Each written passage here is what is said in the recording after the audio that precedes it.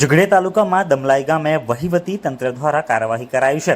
Silica જેવી કિંમતી ખનીજ બિન અધિકૃત રીતે ખનન કરતા ઈસમો સામે ઝઘડિયા પોલીસ સ્ટેશનમાં જાણવાજોગ ફરિયાદ નોંધાઈ છે।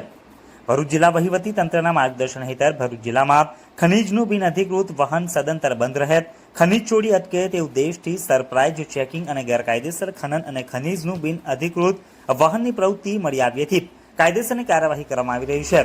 જન્વયે પાછલા એક સપ્તાહમાં જ ભરૂચ જિલ્લાના ઝઘડિયા તાલુકા વહીવટી તંત્ર દ્વારા દમલાઈ, ગોવાલી અને રાજપારડી એમ 3 ગામોએ બિન અધિકૃત ખનીજ ખનન કરતા ઈસમો સામે પ્રદૂષિત પાણી છોડવાના મુદ્દે તેમજ ગેરકાયદેસર રેતી વહન કરતા ઈસમો સામે તંત્ર દ્વારા કાયદેસરની કાર્યવાહી હાથ ધરાઈ છે।